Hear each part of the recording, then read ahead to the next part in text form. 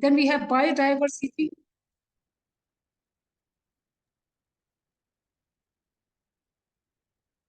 Hello, can you hear me?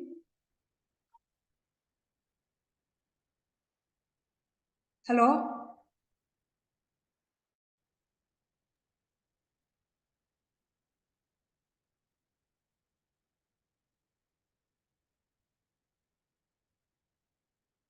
Okay, so digital health technologies, including artificial intelligence, offers new frontiers for advancing TCIM. It's important to develop comprehensive governance models, policies, regulatory frameworks that support the integration of digital health resources into TCIM, ensuring that evidence and equity are the forefront of these innovations.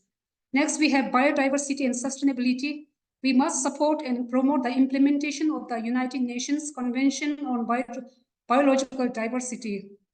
This includes safeguarding biodiversity, ensuring the fair and equitable sharing of benefits arising from the use of biodiversity resources, and involving indigenous peoples in the development and implementation of policies related to biodiversity and TCIM. And then we have human rights, equity, and ethics. It's essential to fully recognize and protect the rights of indigenous people as outlined in the UN Declaration on the Rights of Indigenous People. This includes respecting their right to self-determination, protecting their lands and resources, and ensuring fair and equitable sharing of benefits from the use of their knowledge and resources. Ethical frameworks that are culturally appropriate and inclusive should be incorporated into TCM research and practices. And last, in conclusion, TCIM has a significant role to play in achieving universal health coverage. By integrating TCIM into national health systems, promoting holistic health and well-being, advancing research, supporting health policies, and respecting biodiversity and human rights, we can create a more inclusive and effective health systems. Let's work together to make these commitments a reality and ensure health and well-being for all. Thank you very much for listening.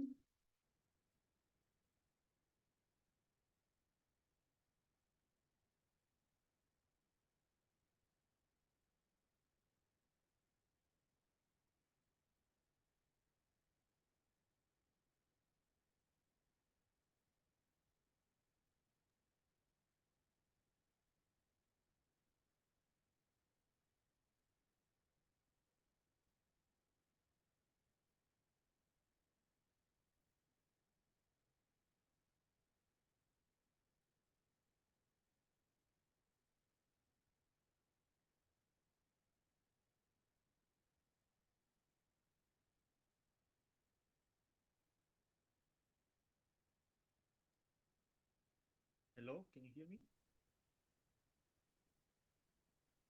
Yes. So if anyone have any questions, feel free to ask.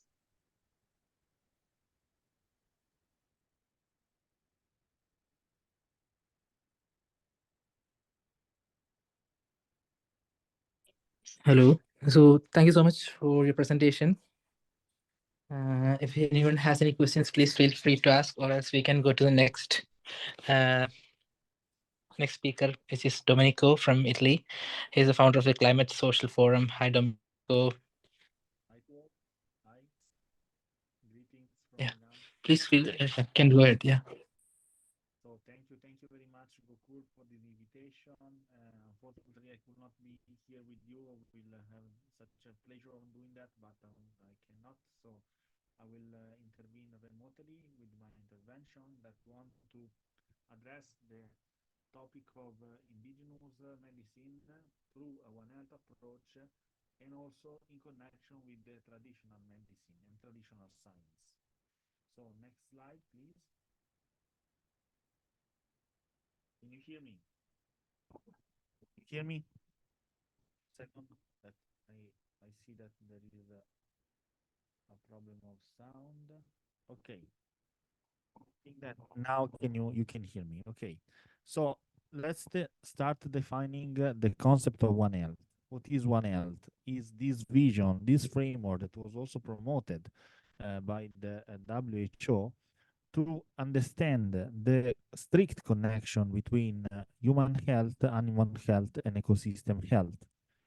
Suddenly, this concept has become very popular, also been adopted by Rockefeller Foundation that has coined another term that's called planetary health to, we can say, expand the idea of relationship between ecosystem and communities at a global level. So we are talking about planetary health. Next slide, please. So beside being a framework and we can say a definition, we touch base properly the concept of One Health with some of the crises that we are living. Surely COVID-19 has let understand the strict relationship between our health and ecosystem health. Let's remind that COVID-19 has been a zoonosis, and of course, this phenomena, the zoonosis, is related to, we can say, a jump over species of the virus, so an evolution from a species to another. But as you will know, zoonosis is happen if there are no biodiversity across the we can say the area across the ecosystem, and so a virus, for example, can easily jump from a bat, that was COVID, to humans without we can say addressing other buffer species in the middle.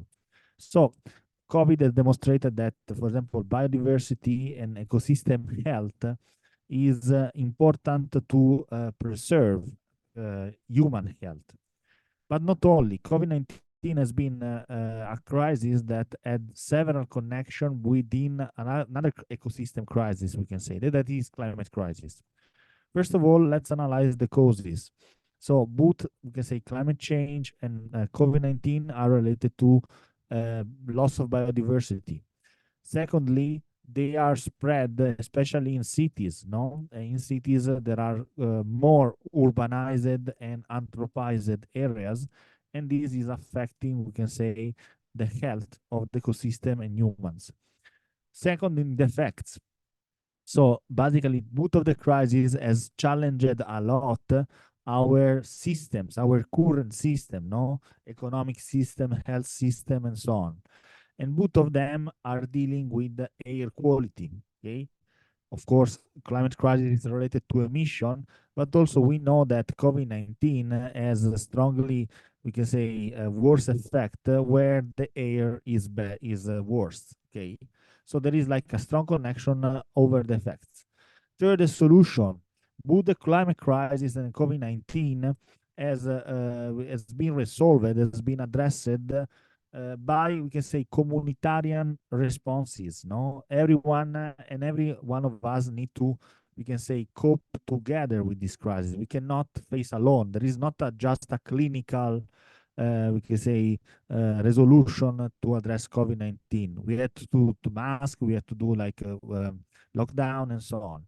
So in a way, it was like a new type of health crisis that was affecting the whole community, not just the health of individuals.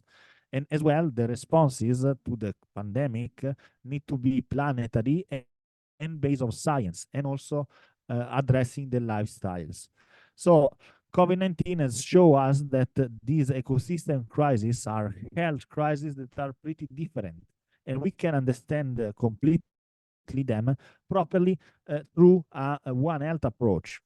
Next slide, please. So this crisis, the climate crisis and the COVID-19, has asked for a need of a systemic vision and holistic approach. So we cannot just think to the just drug to take, the just intervention at the clinical level that we have to take, but we have to think more broadly, properly, as indigenous knowledge usually do. So this crisis, the COVID-19 and also climate crisis, has brought the, we can say, traditional science, the traditional medicine, to think in a different way that is more closer to the indigenous knowledge view. So with a more systemic and holistic approach. Next slide, please. And in fact, there is currently into the health discussions and health systems a rediscovery of indigenous knowledge, properly to address what we call a sustainable medicine. Here, there is a paper that is demonstrating how we can say Ayurvedic medicine and Ayurvedic approach are also, we can say, in a way highlighted into if you want to perform a sustainable development, the sustainable development goals. So we can say the indigenous knowledge is a sort of cultural background and cultural heritage that we can rediscover to address future and current, we can say, problems. Next slide, please. Here again, other papers that are demonstrating that in the literature there are a lot of studies that are trying to rediscover the historical perspective of indigenous traditional medicine practice. There is a current renaissance. The paper on the left is demonstrating is want to like communicate that is a renaissance, for example, of the science of herbs. We have seen with Govardhan how it's important to understand the properties of herbs and plants and so on. And this is discussed also inside the WHO. You are now at the WHA, and in these venues, this discussion is very, very open and important. Next slide. And so, in this, we can say, research that I did for preparing this presentation, I was quite impressed how, for example, this, we can say, approach to rediscover indigenous knowledge has led me also to discover the indigenous knowledge of my country. Okay, I am from Italy, and in the ancient past, of course, the civilization that were habiting the Italian peninsula was the Romans, of course, but even before the Romans, there was another population that were called the Etruscans that were settled where there is currently Tuscany, okay? And so the knowledge of this Etruscan, for the one that you don't know, as we can say, created the backbone for the Roman culture. Okay, so the Roman Empire and the Roman, the Latin and so on and so forth. Before that, there was the Etruscan culture. And there are some papers, the University of Florence demonstrate that Etruscan were indigenous people.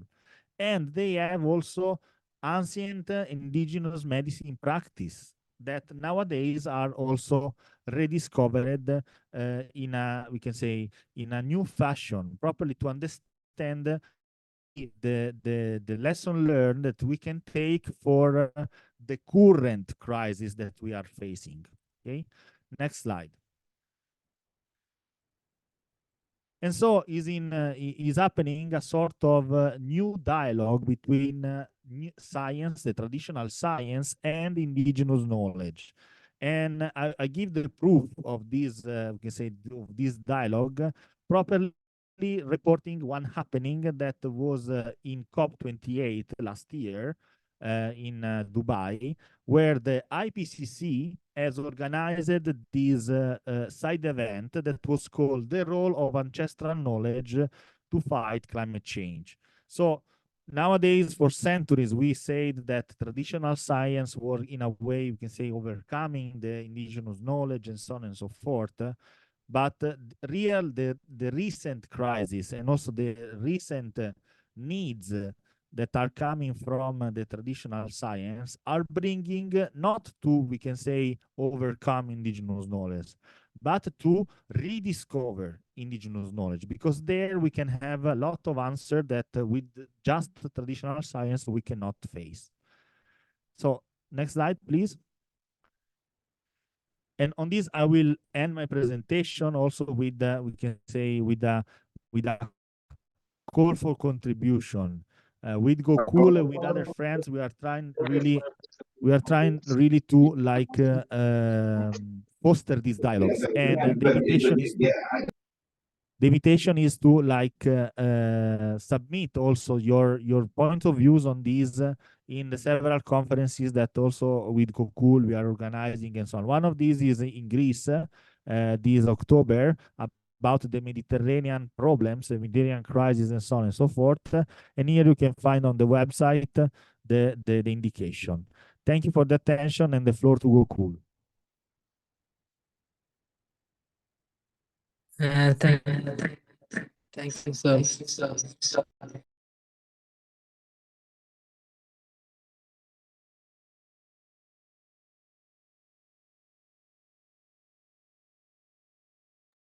Thank you so much, Domenico, for that session. That was really nice.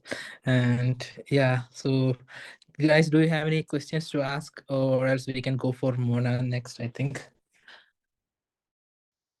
Anyone here from, or else we can go for ask question to Domenico, or else we can go for Mona. I think this is good. We can go to Mona then. Thank you so much, Kuhul, and greetings of peace, everyone. Assalamu alaikum. Actually, it's a pleasure and honor that I'm joining you today. And I will build on what my colleagues Tiswing and Domenico had previously mentioned. My background is basically in a healthcare profession, and I'm based at Cairo University, and this is the old photo of Qasr al-Aini, the oldest medical institute in the region, established 1827. So much of what I'm going to say today will build up on my background. Actually, myself, I see the medical profession as a vocation and not a job. Because of its uniqueness in the strong, compelling approach to caring for the sick. And this is guided by the Hippocratic Oath. I hope you can turn the slides, Kuhul. So in the Hippocratic Oath, it instills in us a strong moral obligation to be aware of all factors influencing health, including the environmental, biopsychosocial aspects. This is the first slide, Kuhul.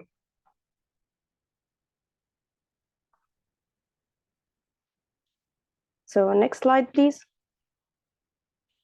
No, yes, this one. And I wonder, Guhul, if you are ready to give this Hippocratic Oath, because it's really a pivotal moment in the life of any medical doctor. And actually, when we see that a holistic framework enables us to provide comprehensive healthcare and universal health coverage, this brings us more to be grounded in old wisdoms that says that the best doctor gives the least medicine, which suggests that for now we need to rethink our current medical approaches. Next slide, please. Actually, this begins with revisiting the structure and curriculum of medical education, which often emphasizes the traditional disease model over a more integrative vision of human flourishing. By this, I mean that medicine, with its so many diverse disciplines, although it has made a significant progress in the last century, incorporating disciplines like epigenetics, clinical ecology, exposome science, and microbiome research, all these advancements are not yet fully reflected in our current medical curricula, and this is truly a gap of knowledge. So our fragmented approach to healthcare needs a fresh perspective, especially in dealing with chronic diseases. You can turn the slides, Buhul.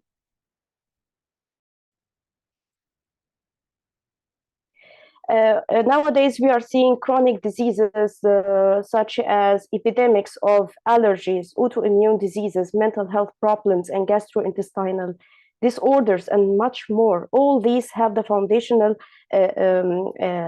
root causes of inflammation. And so seeing these circles intertwined together, we will find that actually the human health begins in the early years of life when the immune system and metabolic programming are established. And so a holistic vision, not just to factors affecting health and disease, but also factors since the beginning of early childhood. And this is how we can envision this by integrating so many aspects within the planetary health approach that Domenico has already highlighted It's a complementary approach similar to One Health, but really it goes deep to the pathways down to the molecular level and zooming out to see all those epigenetic influences on health and disease. Next slide.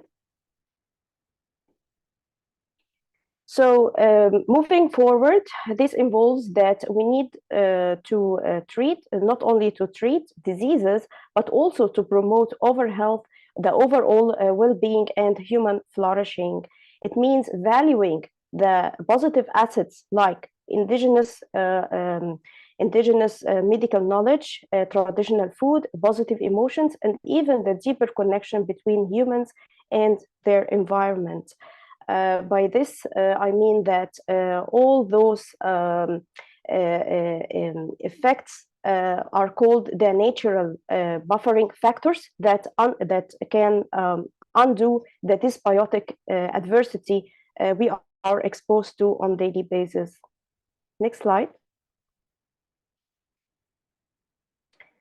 Well, historically, and again, I can see synergy between things that I'm highlighting and also Domenico, maybe because of the proximity, we are all in the Mediterranean region. And so I'm again here emphasizing on the origin of medical care and ancestral roots of medical care for myself. Based in Egypt, it's about the ancient Egyptian medicine, which has been really marginalized. The origin of medical care at that time was really holistic and encompassing the biopsychosocial and spiritual aspects of an individual.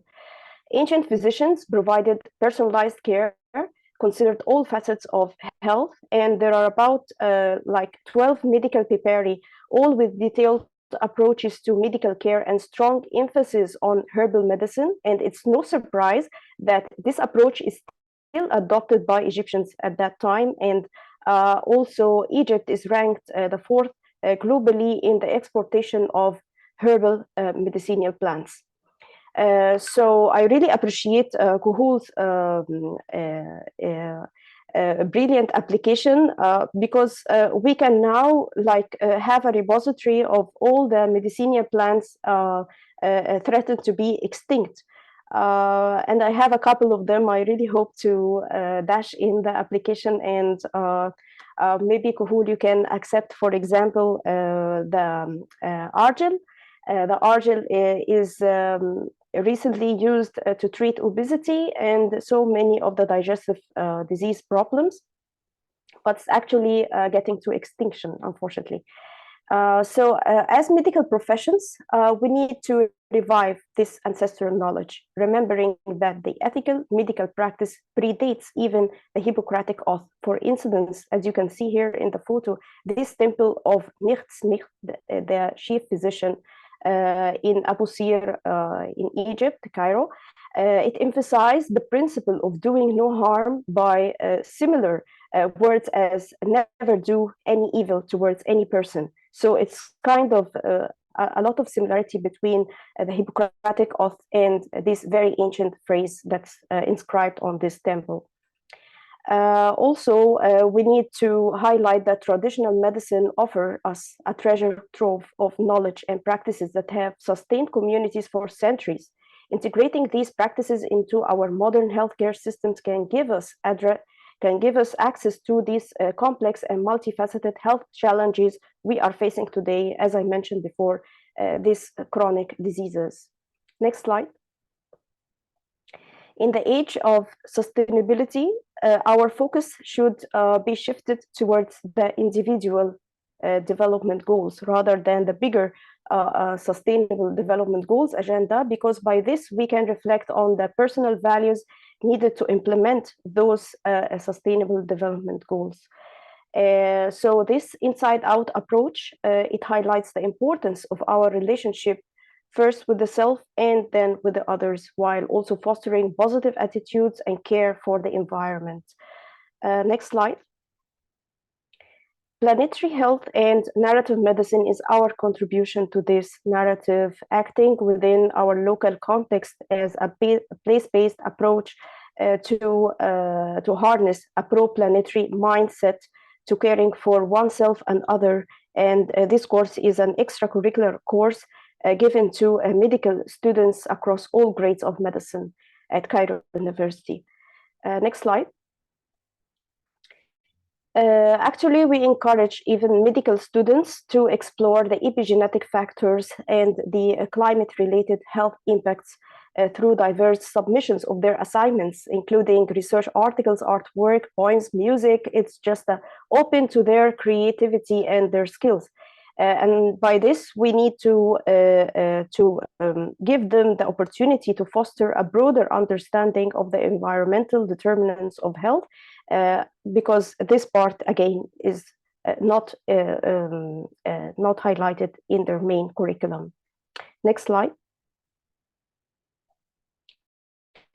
To enhance transdisciplinary approach using, this is a video, you can play it. Transdisciplinary approach using the planetary health paradigm. We need to harness our collaboration as researchers. So the Mentoring Research Network is a grassroots initiative that unites researchers across the global south. And I'm very honored to have Kuhul with me in that initiative, as well as Francoise, Habibullah, Aminat, Joe Biden, and a sum of brilliant minds. Together, we are volunteering with our time and knowledge to have this like a hub of exchange of ideas. And by the way, Francoise here, she's also running a very nice initiative concerned with moringa. She's studying the benefits of moringa on treating sickle cell anemia and even non-communicable diseases.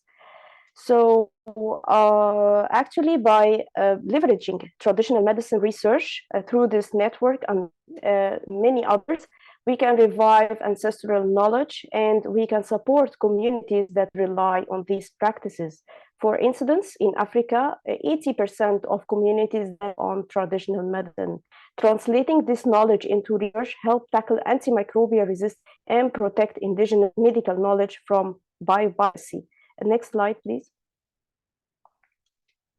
And here's an interesting article we published on antimicrobial resistance using the planetary health approach, and we highlighted the issue about biopiracy. Integrating traditional knowledge and conducting rigorous research can validate and leverage the traditional medicine practices into modern medicine, ensuring more personalized, culturally sensitive, and effective healthcare solutions that resonate with the communities we serve. The emphasis on preventive care inherent in many traditional medical systems can play a crucial role in reducing the burden of non-communicable diseases, promoting overall well-being, and we also try to address this in our publications: mental health problem, preventing the next pandemic, public health research.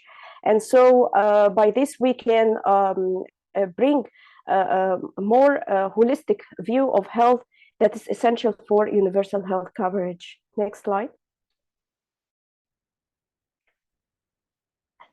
Actually, by recognizing and valuing traditional medicine, it's the first step towards health equity. It ensures that healthcare needs of all populations are met, and at the same time, it really highlights that global South and indigenous communities are incorporated in these approaches. And this really rely on integrating these practices into the formal healthcare system, which can enhance the access to care and improve the healthcare outcome. So by integrating traditional medicine into the universal health coverage, this represents a commitment to a more inclusive, effective, and sustainable healthcare system. By this, we can recognize the rich heritage of medical knowledge that span cultures and centuries, and acknowledge the need of holistic approach to health that can truly meet the needs of all people. Thank you so much, and back to you, Kuhul.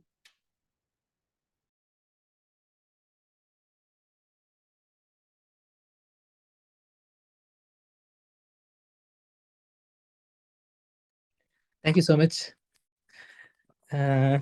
Yeah, thank you so much for giving us such a wonderful presentation. So I would like to ask everyone here who has any questions or something for Mana so she can explain, or else from the audience. If there, yeah. It's just one of the slides from the buffering effects of something. Mona, I'm sorry, there was a slide that you had on the buffering effects of the climate or something like this. I've never heard of this before, and I would love it if you could maybe just go back to that slide and just repeat that again so I can take notes. Yes, sure. Thank you so much for the question. I hope Kuhul, you can shift the slides to that drawing. I am collaborating also with Professor Susan Prescott. She's the one who drew all this nice artwork. She's a pediatrician. So together we are fostering a deeper understanding on how environment can influence health in a different way that's usually not discussed in the mainstream scientific discussions. So by this slide, we mean that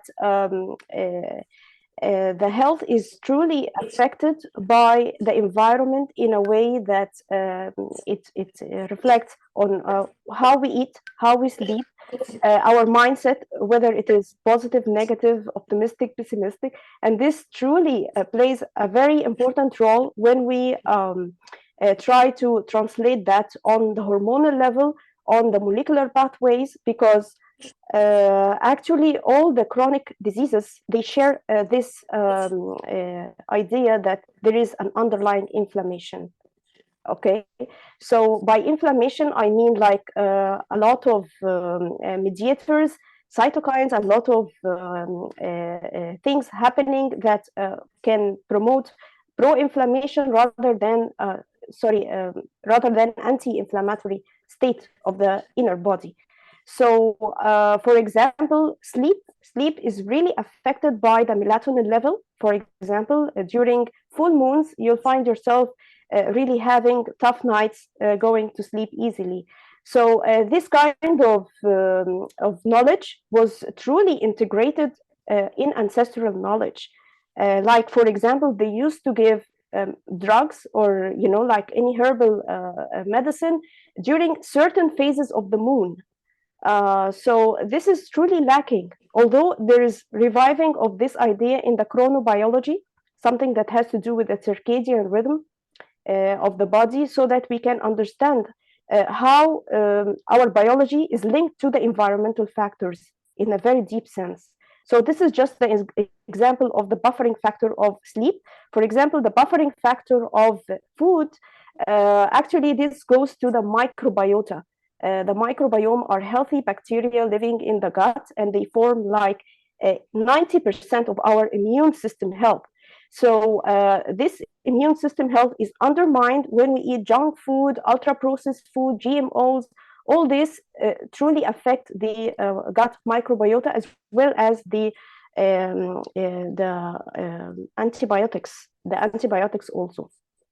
So by going back to have our traditional food, this brings the body to restore the microbiota, because even the microbiota is specific for every person, and at the same time it has to do with the place and the culture that your grand mother and father used to eat, and so on, because it's like inherited also bacteria and so on.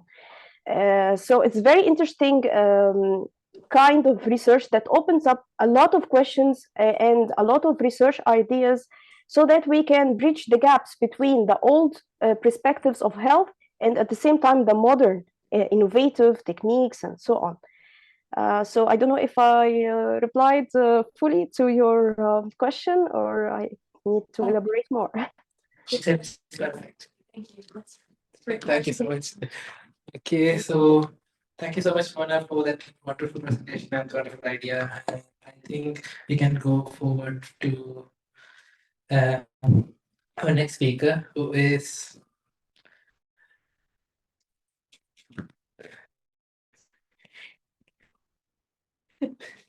so, yeah, Audrey. So Audrey, please feel free to come. series. And You forget my name. Hi everyone, my name is Audrey, and I'm with the International Pharmaceutical Students Federation, university students and recent graduates worldwide. And of course, coming from a health background, specifically pharmacist, I know a little bit more about like what we do and then like how we see this issue. And I forgot to say thank you, Coco, for this invitation. As a pharmacist, a big part is that we dispense medications, but of course, that's not the only thing we do. There's a lot of things that we do. And perhaps, there's a big part out there about the pharmaceutical industry. And continuously, one thing that we talk about is the drug prices. And coming from a high income country, we still struggle with drug prices. So looking at all this, we see that actually a lot of medications, their prices increase every year. And I don't know if you'll be actually surprised to see that 46% of these drugs actually have a larger increase in the prices than the rate of inflation, which now that we're going to ask, okay, so how about the accessibility? Like if people can actually afford it, it's out there, but can you get it? That's the question. And in 2022, for their secular increase, some drugs have an increase for over 500%. And if we only look at the average, even if it's only the average, we see that there is an increase of 15.2%. So now the question comes is that, okay, what can we do here? But other than just thinking about the drug costs, which, a lot of us might not be directly working with how to make sure that there's affordable options, is that there's alternative options, which we go more into traditional medicine, which again, traditional medicine, complementary, or like herbal medications, which we know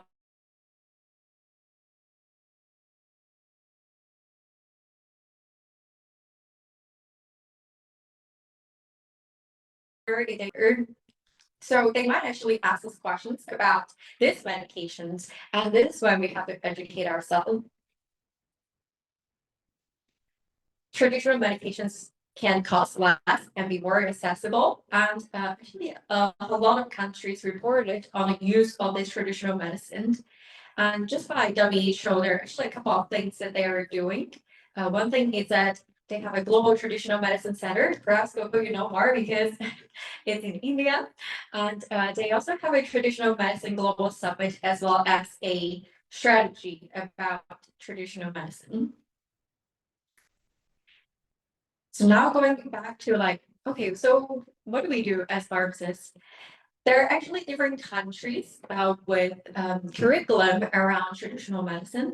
One, of course, I have to mention India because covering in front of me, right? They have like two different kind of tracks for pharmacy. One is they do a bachelor in pharmacy, which they will go into this pharmacology. So that kind of go more into like the sources of drugs in different space like plants, animals, marine, and tissue culture. And one thing that is interesting is that there's actually something that's called the audible vaccine. So instead of injecting, it's something that we can take. And a couple of things that they can use with the audible vaccines include protecting against measles and hepatitis B. And in India, there are various systems of medicine. So I'm sure you know more, but so one thing depends on the culture. They will be using different type of systems. So for example, like for people that I mostly know, they go with the Ayurveda. Oh, you hear? Yeah, so there are also different systems, and to know about where they come from, the culture, then you know like different kind of plants that they would actually use. And are in this track of bachelor in pharmacy that I would take this course, there's actually another like a track which you go to do, and it's bachelor in pharmacy in Unani medicine. So there are actually some curriculum out there to prepare pharmacists to talk a little bit more about traditional medicine or kind of like navigate the systems with the patient. Another example is that actually in Switzerland, just here, they also have a bachelor in pharmaceutical sciences where they look more into the plant, since we know that some of the traditional medicines might be plant-based. So they look more into the plant anatomy and then look more into these issues. And when you do the master in pharmacy, they also have different like therapy or like different courses to look more into this complementary medicine. And this is how we get more equipped about the knowledge about traditional and complementary medicines and to know what to do when patient comes to us. Another big thing we actually look at is patients might be taking traditional medicine, but they're also taking modern medicine. How do we know like if there's any drug interactions, which is big thing, right? You don't want any adverse events or something that you can prevent. So here are just some of them. So for example, if you're taking the Joxin, so also that's maybe more in the US. So there's also a supplement that's called a St. John's wort. And you don't want to do it together because using it together will actually reduce your digoxin efficacy, which is used for your heart failure. And so absolutely by no, and this is why every time you ask the patient what medications they're taking, we have to ask more than just the prescription medications because there's this whole herbal medication supplement that we don't know if they're taking and that might have effect. Another thing is, for example, diabetic medications with so both are for diabetes. So if you take together, something you have to watch for is actually hypoglycemia. It's not like the traditional medicine can replace your diabetic medication. So it's not like you tell them you stop your modern medications, but it helps. So if they're taking both, that's a really important counseling point that you actually have to tell them. Another thing they use for like bone issue, and then if you take it with milk, it will actually decrease your absorption. So like it's actually more than that. It's like more than like just drug interaction, herbal supplements. Sometimes it can be drug food. So this whole space is important for pharmacists to get this knowledge and be aware of it. And now a lot of these medications might be plant-based. So our next question is, if it is plant-based, then it needs to grow in a specific environment with the weather, right? Assume there is flooding, it's gonna wipe all out. If it is really, really dry, or like you're in a drought, then of course they also cannot like plant.